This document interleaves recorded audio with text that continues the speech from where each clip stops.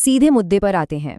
भारत के political system में एक पद ऐसा है जो जितना पावरफुल है उतना ही कॉम्प्लेक्स भी। जी हाँ, हम बात कर रहे हैं राज्य के राज्यपाल यानी गवर्नर की। आज के इस एक्सप्लेनर में हम इसी दिलचस्प और अनोखी भूमिका की गहराई से पड़ताल करने वाले हैं। अब शुरुआत में ही एक बहुत बड़ा सवाल दिमाग में आता है। किसी भी राज्य का जो सर्वोच्च कार्यकारी पद है, यानी राज्य का सबसे बड़ा पद, उसे हम और आप वोट देकर क्यों नहीं चुनते? मतलब एक डेमोक्रेसी में इतना बड़ा पद और कोई इलेक्शन नहीं, सीधा अपॉइंटमेंट। चलिए इस बड़े विरोधाभास के पीछे की असली कहानी समझते हैं। तो इस पूरे विषय को हम इन 5 हिस्सों में डिकोड करेंगे। पहले गवर्नर की दोहरी भूमिका, फिर उनकी नियुक्ति कैसे होती है, उनकी शक्तियों के 4 मुख्य स्तंभ, राष्ट्रपति के साथ उनका पावर फेस ऑफ, और आखिर में सबसे अहम उनकी विवेकाधीन शक्तियां। नंबर 1, दोहरी भूमिका, जहां गवर्नर राज्य का संवैधानिक प्रमुख भी है और केंद्र का एजेंट भी। देखिए, संघीय व्यवस्था यानी फेडरल सिस्टम में गवर्नर का पूरा वजूद एक बहुत ही डेलिकेट बैलेंस पर टिका है। एक तरफ तो गवर्नर राज्य के संवैधानिक और नाम मात्र के प्रमुख होते हैं, यानी सारे काम उनके नाम पर होंगे, लेकिन सत्ता की असली चाबी होती है मुख्यमंत्री के पास, जो वास्तविक कार्यकारी के रूप में काम करते हैं। ये ठीक वैसा ही है जैसे केंद्र में राष्ट्रपति और प्रधानमंत्री का डायनामिक होता है। चलिए आगे बढ़ते हैं भाग 2 पर, नियुक्ति और कार्यालय। और यहाँ हम बात करेंगे कनाडाई मॉडल की। अब ये बहुत ही दिलचस्प है कि हमारी संविधान सभा ने अमेरिकी मॉडल को क्यों रिजेक्ट कर दिया, जहाँ गवर्नर का सीधा इलेक्शन होता है। इसके बजाय उन्होंने कनाडाई मॉडल को चुना, जहाँ केंद्र सरकार गवर्नर को नियुक्त करती है। इसके पीछे का लॉजिक एकदम सॉलिड था। जरा सोचिए, अगर गवर्नर भी चुनाव जीत कर आता तो राज्य में अलगाववादी प्रवृत्तियां पैदा हो सकती थीं और मुख्यमंत्री के साथ उनका भयंकर पावर क्लैश होता।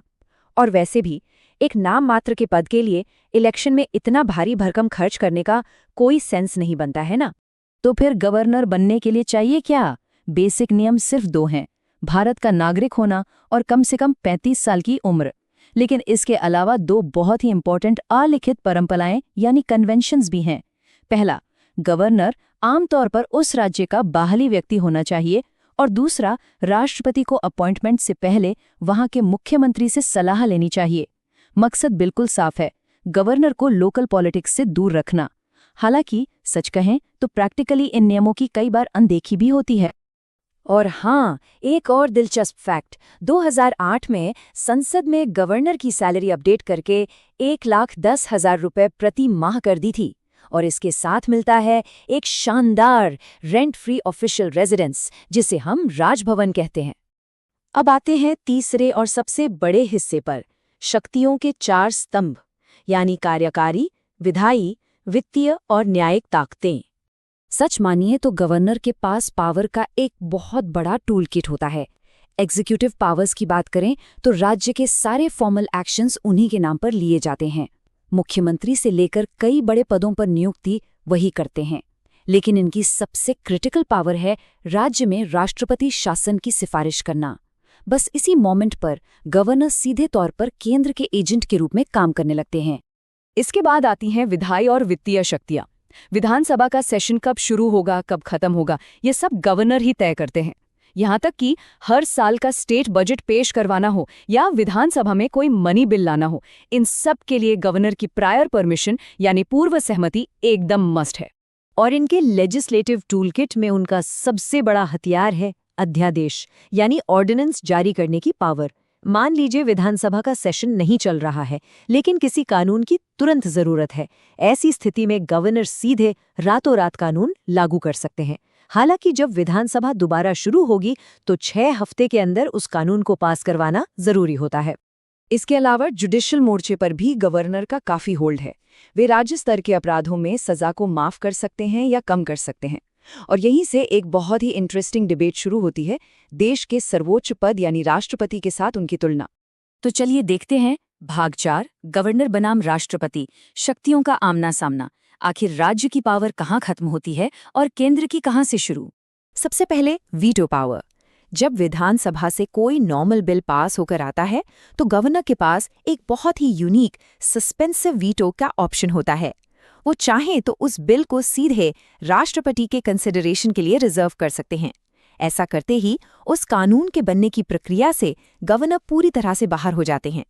अगर हम अध्यादेश की बात करें तो राष्ट्रपति और गवर्नर दोनों ये जारी कर सकते हैं, लेकिन गवर्नर की पावर सिर्फ उसी दायरे तक सीमित है जहां तक राज्य विधानसभा की पावर है। और हाँ, कई बार कुछ खास मामलों में अध्यादेश लाने से पहले उन्हें राष्ट्रपति से स्पेशल इंस्ट्रक्शंस भी लेने पड़ते हैं।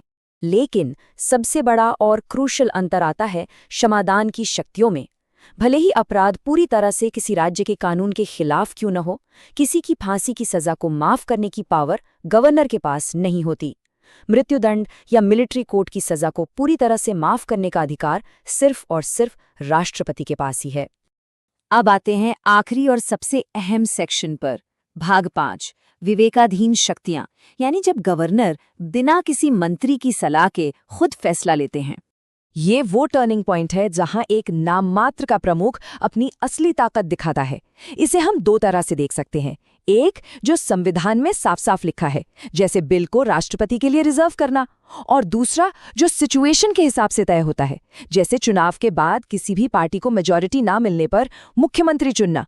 जब आप इन शक्तियों को गहराई से देखेंगे तो गवर्नर का असली पॉलिटिकल वेट एकदम क्लियर हो जाता है। और मजे की बात तो ये है कि संविधान की वर्डिंग इस मामले में एकदम क्रिस्टल क्लियर गारंटी देती है। जब भी कोई गवर्नर अपने विवेक का इस्तेमाल करके कोई डिसीजन लेता है तो वो फाइनल होता है। उनके उस फैसले को आप किसी भी कोर्ट में चैलेंज नहीं कर सकते। वो एक तरह से पत्थर की लकीर बन जाता है। इतना ही नहीं, राष्ट्रपति कुछ राज्यों के गवर्नर्स को बहुत ही स्पेशल रीजनल जिम्मेदारियां भी दे सकते हैं, जैसे महाराष्ट्र या गुजरात में विकास बोर्ड्स को लेकर, या नागालैंड और अरुणाचल प्रदेश में लॉ एंड ऑर्डर को लेकर। इन खास मुद्दों पर काम करते वक्त गवर्नर राज्य की मंत्रिपरिषद की सलाह को पूरी तरह से इग्नोर कर सकता है। तो इस पूरे एक्सप्लेनर को देखने के बाद एक बड़ा सवाल पीछे छूट जाता है, क्या गवर्नर वाकई में सिर्फ एक संवैधानिक रबर स्टैंप है, या फिर वो एक ऐसा मजबूत पिलर है जो पूरे राज्य और केंद्र को आपस में जोड़ कर रखता है? भारतीय फेडरल सिस्टम का ये जो पहिया घूम रहा है ना, उसमें इस पद का ये बैलेंसिंग एक्ट वाकई लाजवाब है। इस एक्सप्लेनर से जुड़ने के लिए आपका बहुत